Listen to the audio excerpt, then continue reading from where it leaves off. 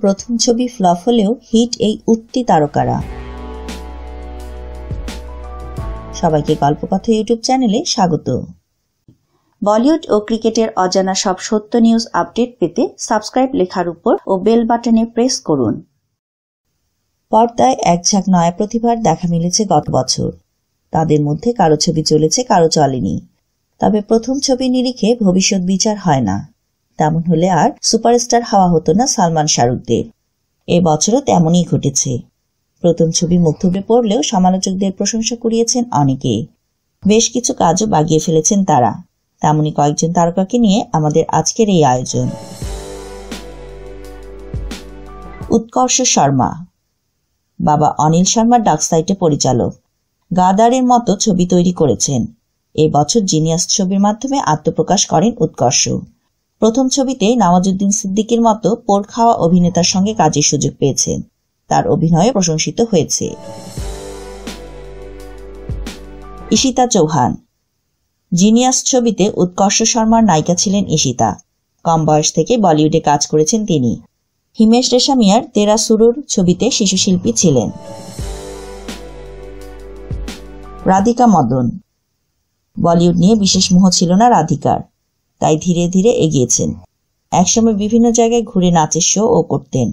তারপর টিভি সিরিয়ালে কাজ করার সুযোগ পান।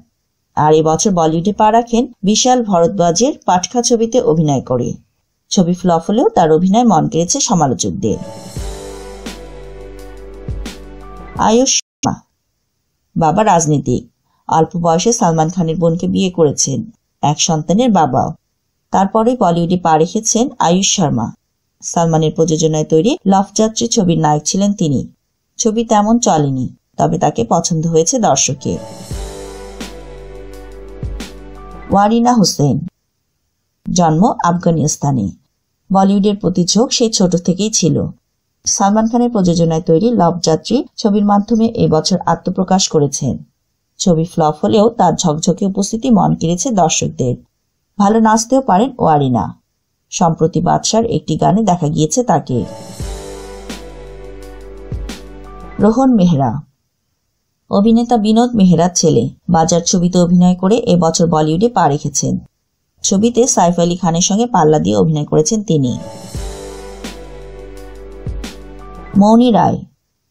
বহু বছর ধরে টিভি সিরিয়ালে কাজ করেছিলেন এই বঙ্গতনয়া। বলিউডে পা রাখেন এবছর, তাও পুরো দস্তুর নায়িকা হিসেবে।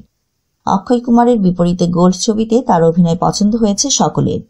আগামী বছর রণবীর কাপুর ও আলিয়া ভাটের সঙ্গে ব্রহ্মাস্ত্র ছবিতে দেখা যাবে তাকে। আয়েশা শর্মা। অভিনেত্রী নেহা শর্মার বোন আয়েশা। একাধিক বিজ্ঞাপনে তাকে দেখা গিয়েছে। এবছর বলিউডে পা রাখেন। জন আব্রাহামের সত্যমেভ জয়তে ছবিতে দেখা গিয়েছে তাকে। মালবিকা মোহনান। দক্ষিণী ছবিতে পরিচিত মুখ তিনি।